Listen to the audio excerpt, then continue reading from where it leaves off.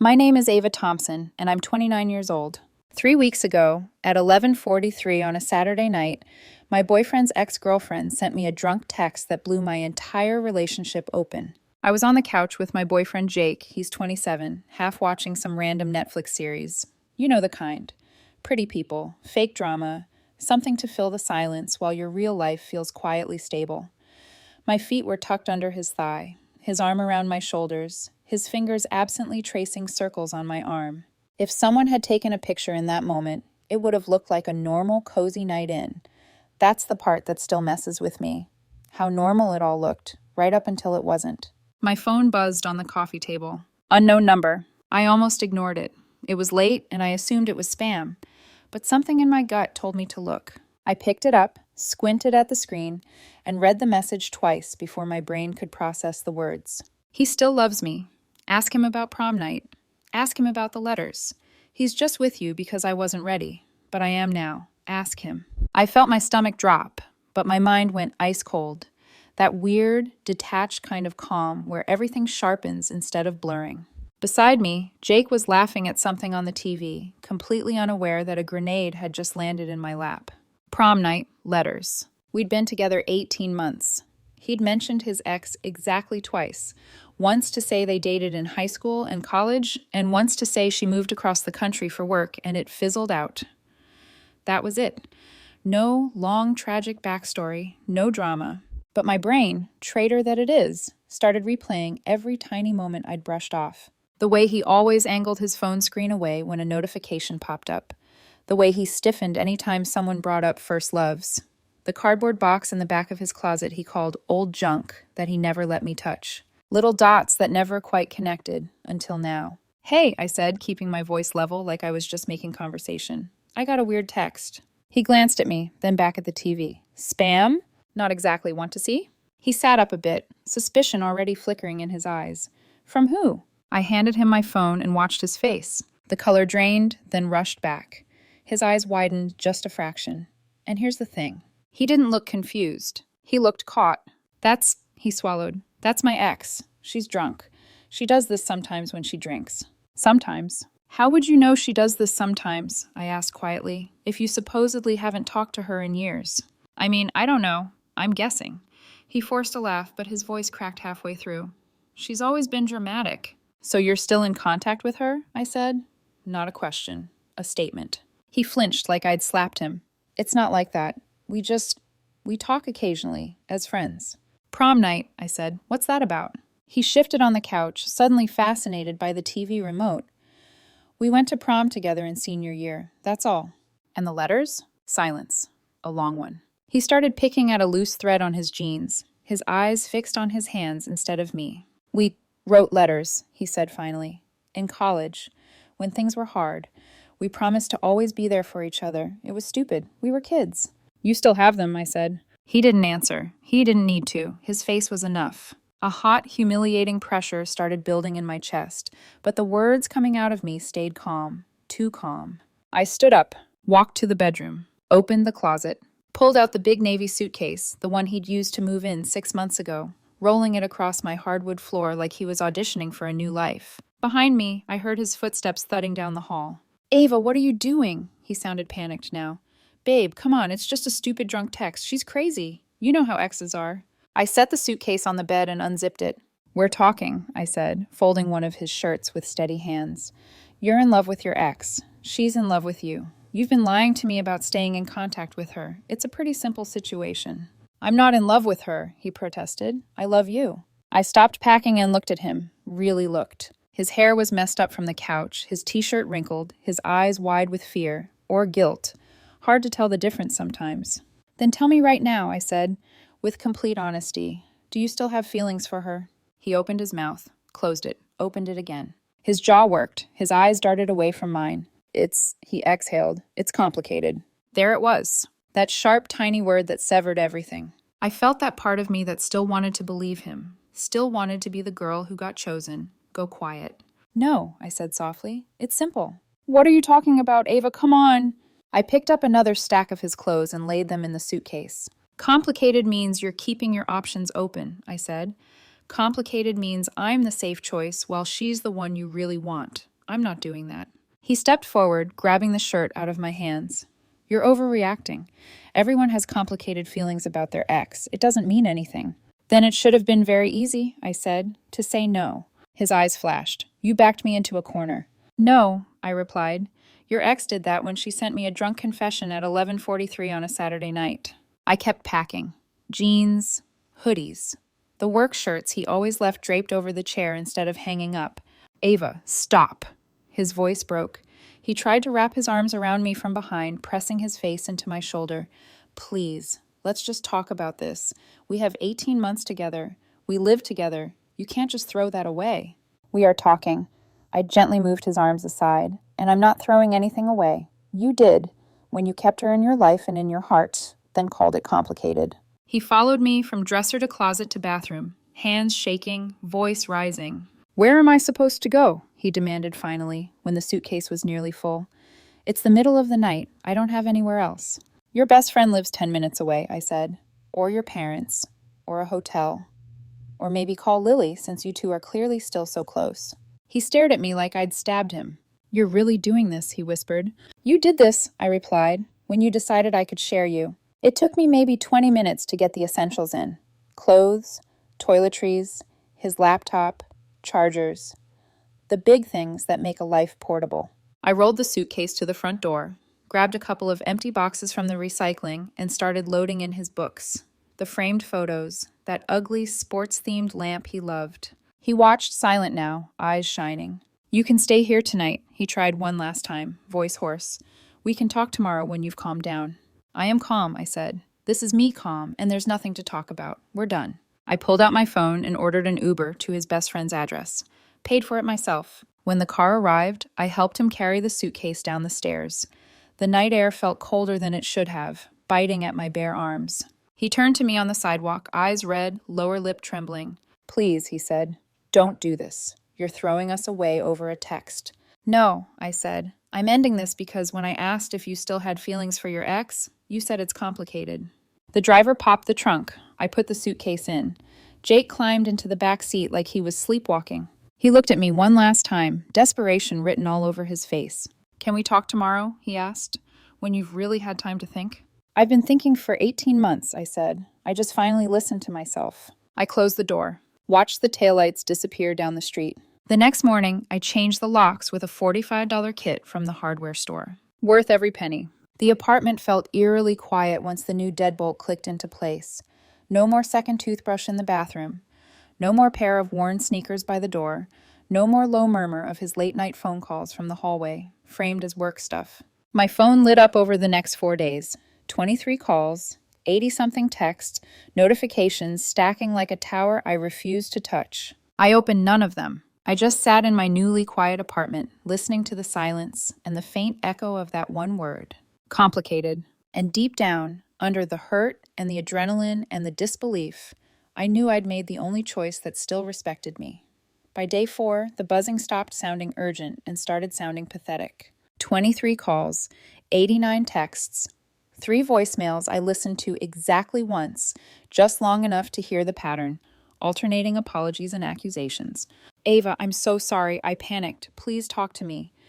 Ava, what you did was cruel. You didn't even give me a chance. Ava, you're throwing everything away over nothing. Block, block, block.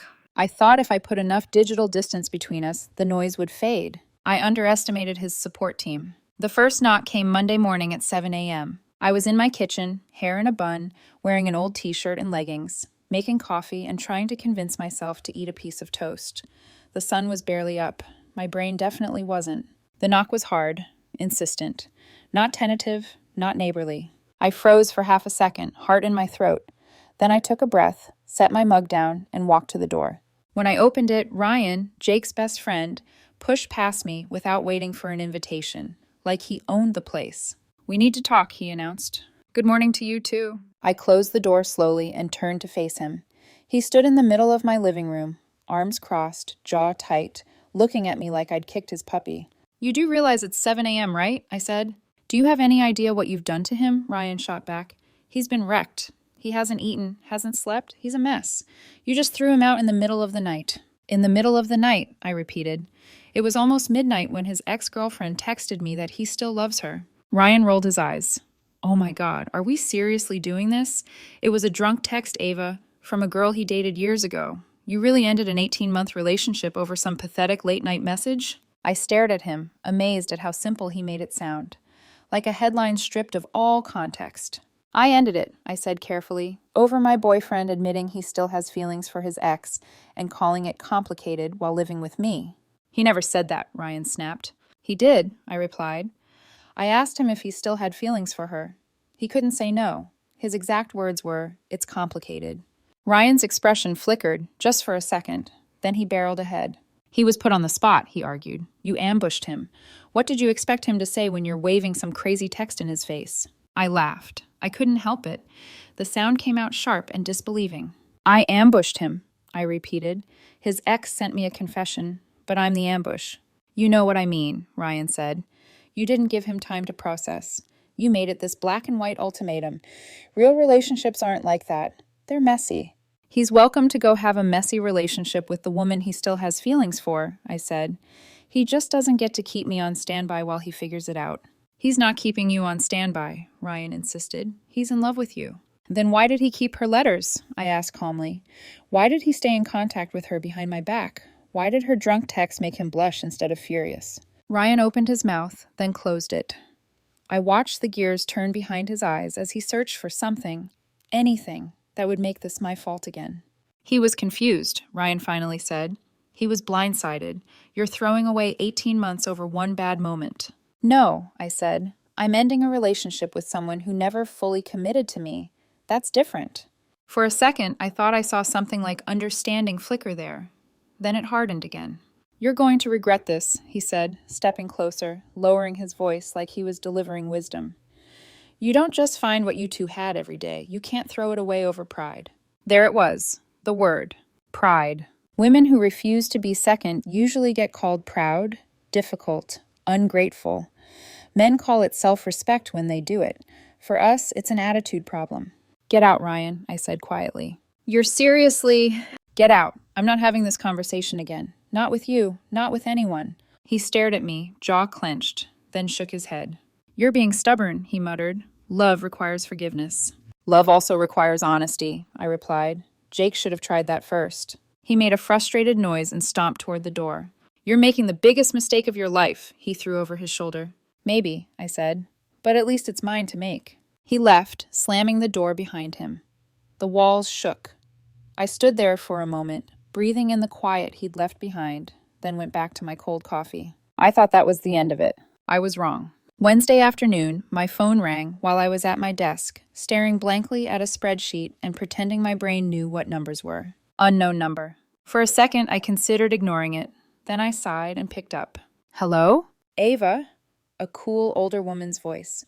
This is Margaret, Jake's mother. Of course. Hi, I said cautiously. I just got off the phone with my son, she said, skipping any pretense of politeness. He is devastated. Do you understand what you've done to him? I closed my eyes, counting to 3. Ma'am, I said, I understand that your son admitted to having complicated feelings for his ex-girlfriend while living with me.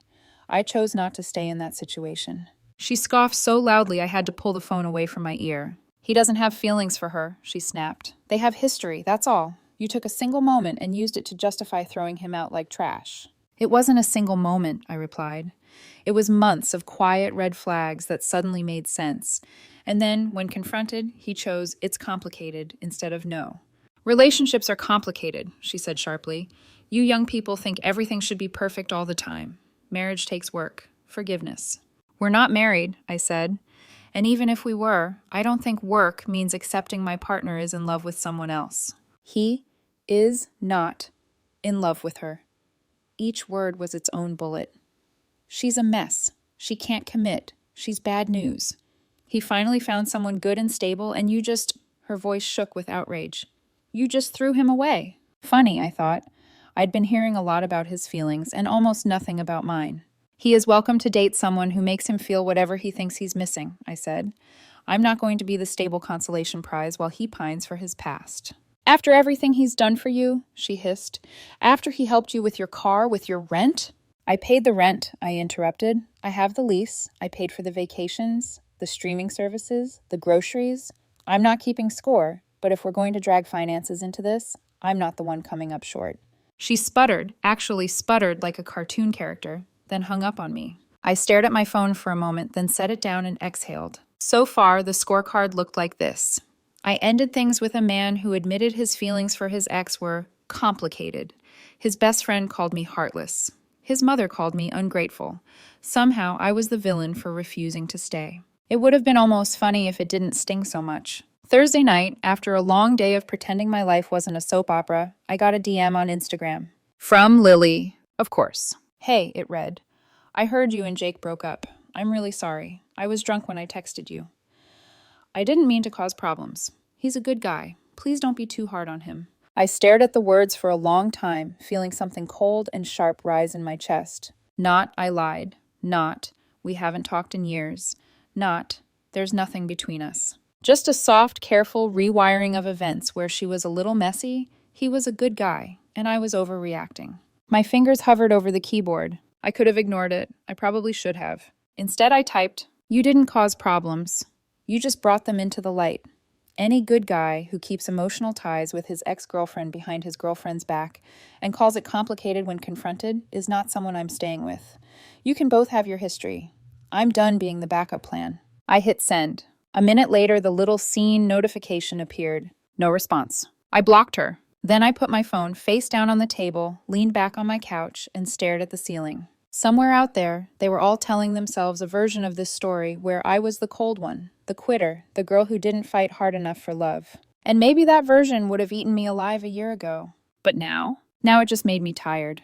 Because under all the noise, under the calls, the messages, the guilt trips, I could still hear the only sentence that actually mattered. Do you still have feelings for her? It's complicated. Everything else was just people trying to make complicated sound romantic.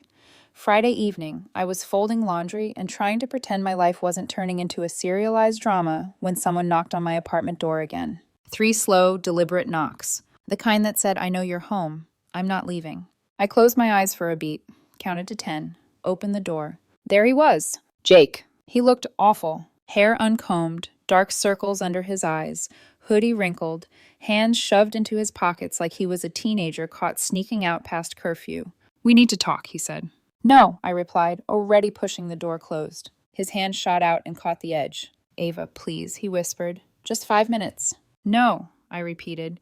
"We already had our conversation last Saturday when you told me your feelings for Lily were complicated." His jaw tightened. "I never said I still had feelings for her. I just..." "Didn't say no," I finished. "Same difference." He ran a hand through his hair, frustrated. "You put me on the spot. You blindsided me with a drunk text from a girl I don't even talk to anymore." The lie was so casual it made me laugh. "You talked to her," I said. "Your best friend admitted it. Your mother hinted at it. And you didn't look confused when you saw that text. You looked guilty." "I panicked," he insisted. "I didn't want you to get the wrong idea." "Which idea is the wrong one?" I asked. "That you kept her letters? That you stayed in contact? That you didn't shut her down the first time she reached out? Or that your first instinct when I confronted you was, 'It's complicated'?" He flinched again. "I didn't mean it like that." "How else could you mean it?" He didn't answer. Instead, his voice softened, the tactic he always used when logic stopped working. "You're doing it again," he murmured. "Shutting me out. Running away. Why can't you just talk to me?" I stared at him, heat rising in my chest. "I'm not running," I said. "I'm protecting myself." "You're overreacting." "There it is," I said. "The magic word, overreacting." "Ava?" "No." I stepped forward so we were eye to eye. "You want me to fight for you." He stilled. "You want me to compete with her," I continued. "That's why you kept the letters. That's why you stayed in touch. You wanted to feel wanted by 2 women. You wanted drama. You wanted both of us to chase you." "That's not true," he muttered, but it sounded weak even to him. "I'm not competing for someone's affection," I said. "Not with your ex. Not with anyone." He shook his head slowly. "You're twisting everything. I just needed time to think." "If you need time to think about whether you still have feelings for your ex," I said calmly, "you've already answered the question." He opened his mouth, then closed it again. Silence stretched between us like a thin wire ready to snap. Finally, he whispered, "I love you." "No," I said. "You love the way I made your life easier. You love the stability. You love that I'm not chaos like her. But if she walked through that door right now and told you she wanted you back, I let the air hang heavy. You wouldn't be standing here. His eyes darted away from mine. That was all I needed. I stepped back inside my apartment and put my hand on the door. Ava, his voice cracked. Please, don't do this. I made a mistake. I should have told you everything. Just don't end us like this. I looked at him, really looked, and felt the most painful thing of all. I didn't recognize the man standing in front of me. I didn't end us tonight, I said softly. You ended us the moment you chose complicated. Then I closed the door, locked it, and leaned against it as his muffled sobs filled the hallway for a full 10 minutes before he finally walked away. I didn't cry. Not then. Not until later, when the apartment was so quiet I could hear my heartbeat and the truth settled in. I hadn't lost him. I'd lost the illusion I had built around him. I thought that would be the last emotional ambush of the week. But the universe apparently takes requests. Saturday morning, a notification popped up. Instagram. Tag @RileyJames. Jake's best friend. A picture of Jake, head in hand, sitting on a couch captioned, "When someone walks away instead of fighting for the love you both wanted." Subtle as a brick through a window. Hundreds of likes already. Dozens of sympathetic comments. I stared at it, my blood pressure rising with every passing second. There are moments in life where silence is the high road. This was not one of those moments. I typed a single comment beneath the photo. When someone admits they still have feelings for their ex, it's not walking away. It's called self-respect. Within an hour, the post was gone, deleted without a trace. Guilt? Embarrassment? Or maybe Jake realized his best friend wasn't helping his case. Whatever the reason, the silence felt satisfying, until the fake Google review landed. Unprofessional, cruel to women, heartless. Would not trust someone like her. Written in the kind of passive-aggressive tone only a middle-aged mother could master. My boss read it, paused for exactly 2 seconds, then burst out laughing. "Your ex's mother left this?" he asked. I nodded. "Oh, honey," he said, patting my shoulder. "I'll have it removed." The review disappeared within 3 days. But the sinking feeling in my stomach didn't. Because this wasn't normal heartbreak. This was a campaign, a coordinated rewriting of the story where their son was the tragic hero and I was the cold villain. And somehow they all believed the script. That night I sat on my couch and exhaled a long, steady breath. Jake was gone. His suitcase, his toothbrush, his lingering cologne in the hallway. But his absence wasn't peaceful yet. It felt heavy, disorienting, like I'd walked out of a burning house only to smell smoke in my clothes. I didn't know it then, but the fire was far from over. The real explosion hadn't even hit yet, and it was going to happen in the last place I expected, the pasta aisle at the grocery store. By week 2, I had almost convinced myself the chaos was tapering off. Almost, because apparently, when a man refuses to take responsibility for emotional cheating, the entire supporting cast steps forward to perform the mental gymnastics for him. The next phase I would later label as the mutual friends offensive. It began on a Tuesday. I was at work, trying to eat a sad desk salad and pretending my inbox wasn't judging me, when my phone vibrated. Unknown number. "Hey Ava, it's Jess. We met once at Jake's birthday. Can we talk?" I sighed. The universe really needed a new hobby. I replied, "What's up?" Within seconds, the typing bubbles appeared. "I just think you guys shouldn't throw things away over a misunderstanding." He's devastated. He knows he messed up. But everyone deserves forgiveness. There it was, the script again. I answered with my now standard line. "Did he tell you he admitted it was complicated when I asked if he still had feelings for his ex-girlfriend?" A long pause. Then, "Well, I mean, he said it wasn't like that." I blocked her. 10 minutes later, a different friend messaged me. Same story, different sender. This time I didn't bother responding. By the end of the day, I had received 7 texts, 4 DMs, 3. "Just checking on you" messages, 1 voice note I refused to open. All variations of, "He made a small mistake. Give him another chance. Relationships are messy. You're acting like love is black and white." I found myself repeating the same line in my head until it became almost meditative. If someone needs time to think about whether they have feelings for an ex, the answer is yes. Most people didn't like that answer. The only friend who reacted with sanity was Drew, a mutual acquaintance. He texted, "Okay, yeah. If my girlfriend said it's complicated about her ex, I'd be gone too. Respect." I nearly cried from relief at a single functioning brain cell. But the universe had another surprise. Wednesday evening, I got a call from Emily, Jake's older sister. We'd never been close, but she was always polite, quiet, reserved. So her voice being shaky caught me off guard. "Hi, Ava," she said. I know this is awkward, but Jake asked me to call you." "Of course he did." I waited. He's not doing well, she said, her voice trembling.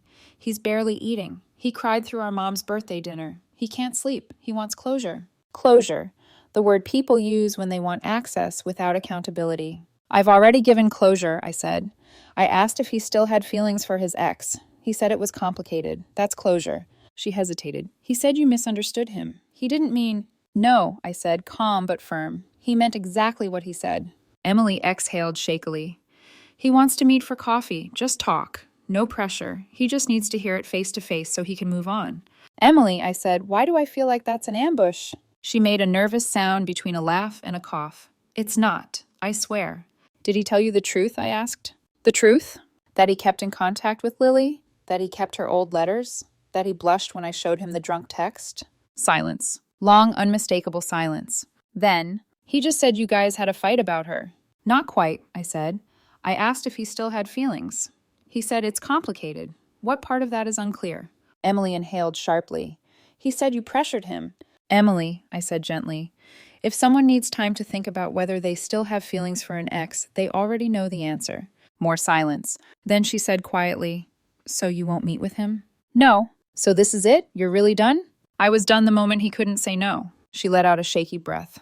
Okay, I understand. I just wanted to try. Thanks for reaching out, I said. And surprisingly, I meant it. Before hanging up, she whispered, for what it's worth, I get it. But the next hit came from a direction I didn't see coming. Social media. Jake's best friend Riley posted a photo of Jake staring out a window like a sad Victorian widow. Caption, real love is worth fighting for. I didn't respond. Then his girlfriend posted a selfie crying into a pillow with, some people quit on love, not me. I still didn't respond.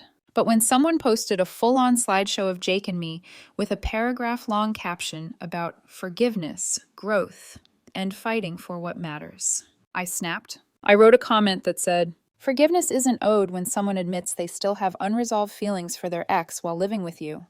Walking away from being someone's second choice isn't quitting, it's dignity. All 3 posts disappeared within an hour, and I sat on my couch, shaking, not from anger, but from the exhaustion of constantly defending myself against a narrative I never wrote. Then the universe escalated. I came home Thursday to find a 1-star Google review from my workplace. Employees here are heartless and cruel. They take advantage of good men and destroy relationships. Avoid this business. The email address was clearly fake. The tone was unmistakably middle-aged, wounded, and dramatic. Jake's mother. I documented it, took screenshots, reported it to Google. Then I forwarded everything to my boss, who choked on his coffee laughing. Oh my God, he wheezed. This is next-level insanity. He had the review removed by the next day. But the message was clear. They didn't just want to guilt me. They wanted to break me. They wanted to punish me for not accepting the role of stable placeholder girlfriend while Jake sorted out his old romantic baggage. By the end of week 2, I wasn't angry anymore. I was tired. Bone tired. Tired of the accusations. Tired of the manipulation. Tired of people insisting I should want to stay with a man who didn't choose me. They kept trying to convince me I'd made a mistake. But deep down, through all the noise, I kept hearing the one thing that made everything uncomplicated. It's complicated. They could rewrite the story however they wanted. But they couldn't rewrite those 2 words. And those words had already made my decision for me. I didn't know it yet, but week 3? Week 3 would bring the most insane moment of all. A public ambush. In the pasta aisle. In front of at least 15 strangers. By week 3, I had learned something important. When someone refuses accountability, they will happily show up with witnesses, props, and a full production crew. And apparently, the stage they chose for my judgment day was the pasta aisle at the grocery store. Because of course it was. It was a Saturday afternoon. I had showered, put on actual jeans, and decided to buy myself the fancy ravioli I normally avoided because I'm being responsible. Honestly, I was proud of myself. I was healing. I was functioning. I was living a life where I no longer had to wonder who Jake was texting during a late-night work call. I turned down aisle 6, humming under my breath, scanning for the pesto jar I liked. Then I heard it. Ava. My name. Sharp, cold, familiar. I turned and froze. Standing in the center of the aisle like 3 judges at a sentencing were Jake, Jake's mother, Margaret, Jake's best friend, Riley. They were positioned so perfectly, I genuinely wondered if this was staged. Jake stood in the middle, eyes red and watery, like he'd been practicing looking devastated in the parking lot. Margaret had her purse clutched in both hands, chin lifted with righteous fury. Riley looked like he was prepared to monologue. I blinked slowly. No, I said, absolutely not. I grabbed a jar of marinara and tried to walk past. Margaret stepped in front of my cart. We need to talk, she declared, voice echoing off the shelves of boxed bow tie pasta. No, I said again. We don't. Yes, she insisted. We do. You owe my son a conversation. I owe him absolutely nothing. Margaret inhaled sharply, scandalized like I'd slapped her with a bag of rice. Jake's watery eyes widened. Ava, please, just listen. I've listened, I cut in, for 3 weeks, to everyone but him. Margaret squared her shoulders. Then you can listen now. You threw away a beautiful relationship because of a misunderstanding. I laughed out loud. A full, startled laugh that made Riley scowl. A misunderstanding, I echoed. Your son told me his feelings for his ex-girlfriend were complicated while he was living with me. Margaret waved a hand dismissively. He misspoke. No, I said. He spoke exactly what he meant. He was put on the spot, she snapped. Yes, I said. And when put on the spot, people tend to say the truth. Riley stepped up like he was delivering testimony. You didn't fight for him, he said, voice low and heavy with judgment. You walked away instead of communicating. Communicating. A word people love to misuse when what they really mean is, let me explain to you why your boundaries are wrong. You know what real communication looks like, I said, answering the question, do you still have feelings for her, with anything other than, it's complicated. Jake winced like the words physically struck him. Stop saying that, he muttered. Why? I asked. It's the truth, isn't it? He swallowed hard. Riley tried again. You're being cold, he said. Heartless. He's been suffering. I stared at him. Do you know who wasn't suffering? Me. While he was texting his ex at midnight, or keeping her letters, or lying about staying in contact. Jake stepped forward, voice cracking. I wasn't lying. I just didn't want to upset you. That's called lying, Jake. I was confused, he insisted desperately. My past with Lily is messy. It doesn't mean I don't love you. His mother gasped dramatically and gripped his arm like she was trying to steady him. Riley nodded, encouraging him. I stared. Then I said the sentence I had been holding in for weeks. That's the problem. Jake's breathing hitched. What? You love the idea of me, I said. The stability, the comfort, the reliability. Then I pointed at him. But you're in love with her, and you have been the whole time. That's not true, Margaret hissed. Jake didn't deny it. His eyes dropped to the floor. The silence that followed was long and suffocating. You could almost hear the weight of it landing on every box of spaghetti around us. Finally, I stepped forward, looked Jake dead in the eyes, and said, Tell me I'm wrong, right now. Tell me you don't still wonder what if about her. Tell me she's not still in your heart. He opened his mouth, closed it, opened it again. Nothing came out. He just stood there, quiet, broken, exposed. That silence? That was the real truth. Right there in aisle 6, between the rigatoni and the linguine. I nodded. That's what I thought. Margaret sputtered. You can't end a relationship over a single moment of weakness. I stared at her. I didn't end it over a moment of weakness, I said. I ended it because he had 18 months to choose me, and he never did. Then I pushed my cart past them. Jake reached out weakly. Ava.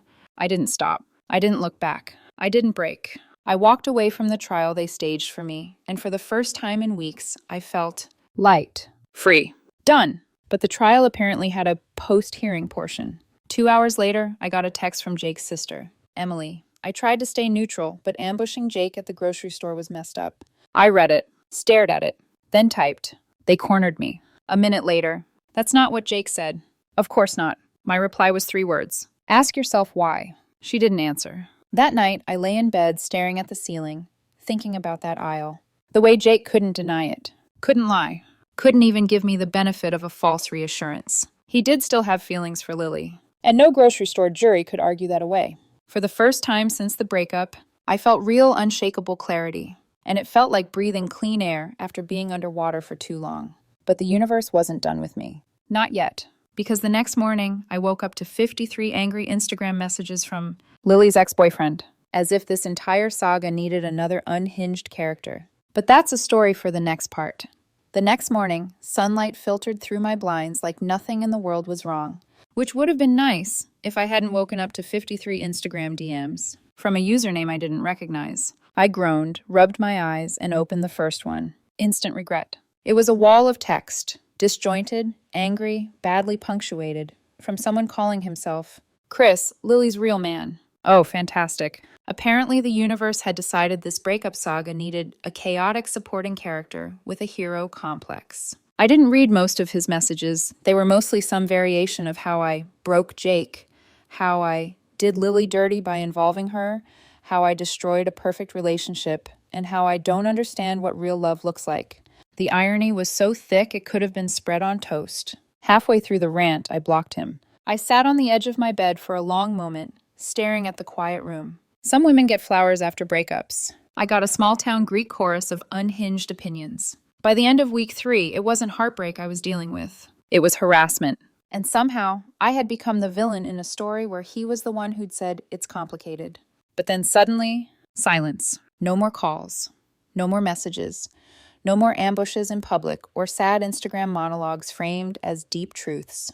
Just quiet. I didn't trust it at first, but by the following week, it felt real. I finally slept through the night. I took walks without checking over my shoulder. I ate real meals. My therapist helped me untangle all the pieces, how much emotional labor I had poured into Jake, how much reassurance he needed, how much of his validation came from juggling me and Lily like two planets orbiting his ego. I started dating casually, not seriously, not deeply, just enough to remember what basic, healthy attention felt like. And for the first time since everything exploded, I felt lighter, like the air was thinner, cleaner, like I wasn't sharing my life with a ghost anymore. Then one day, about 6 weeks after the grocery store showdown, I ran into Emily, Jake's sister, at the gym. She froze when she saw me. Then, to my surprise, she walked right over. "Hey," she said softly, "can we talk for a sec?"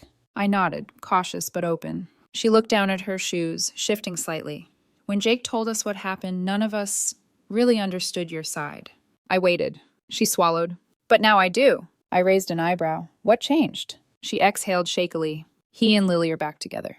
I didn't react. Not outwardly. Inside, something twisted in my chest. An old ache, dull and distant, like pressing on a bruise that had almost healed. "When?" I asked. "About 3 weeks ago," she said. "She moved back for work. They've been taking it slow." She used air quotes like she physically couldn't say it without sarcasm. "Good for them," I said. Emily shook her head. "Ava, he wasn't over her, not even close." I didn't say anything. She continued quietly. "You were right about everything.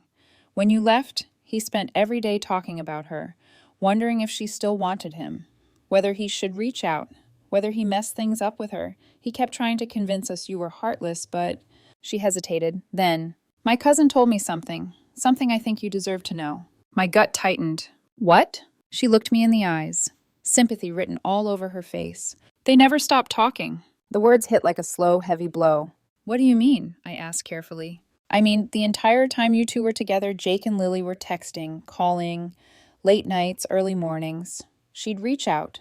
He'd respond. You'd go to work, and he'd be on the phone with her. They shared everything. It was basically an emotional affair from day one." For a moment, the room tilted. 18 months. 18 months of me believing we were building a future. 18 months of him keeping me warm and comfortable, while keeping her close enough to step back into his life the second she wanted him. I felt something sharp and clean tear inside me. Not pain. Truth. Clarity. "It should have been enough," I murmured. "What?" she asked. "I treated him well. I loved him. That should have been enough." Emily nodded, eyes soft. "For the right guy, it would have been." That night, I opened Instagram out of habit, and there it was. A new photo. Jake, Lily, his arm around her, both smiling like their relationship had been some epic love story rather than the emotional equivalent of a messy junk drawer. The caption read, "Sometimes the right person is worth waiting for." I stared at the words. Then I burst out laughing. Real, full-bodied laughter that shook out of me like something breaking free. Waiting for? Waiting for? She cheated emotionally the entire time. He kept me as the placeholder girlfriend. Their love story was two people circling each other while using other people as emotional support beams. But sure, waiting. Whatever narrative helps them sleep at night. I blocked every account I hadn't already blocked. Then I deleted every text, every screenshot, every photo, every saved memory. Gone. Like cleaning out a closet I didn't realize had been suffocating me. Later that week, my therapist asked me a question. "Are you angry?" I thought about it. Really thought. "No," I said slowly. "I'm just disappointed. In him, in myself, in the time I wasted trying to be enough for someone who was never really mine. She nodded thoughtfully. And now? I exhaled. Now I want simple, I said. Not boring, simple. Someone who chooses me without hesitation. Someone who doesn't need drama to feel alive. Someone who doesn't say, it's complicated. She smiled. That sounds like healing. And it was, because here's what I finally understood. You can't be chosen by someone who's still choosing their past. You can't be first for someone who's been keeping you as second from day one. You can't fix someone's confusion with your loyalty. And you should never, ever compete for a spot in someone's heart. Love should be clear, steady, intentional. And if someone tells you it's complicated, that's your answer. It's not complicated. It's done. I chose my dignity the moment I closed that door. And I would make the same choice 100 times over.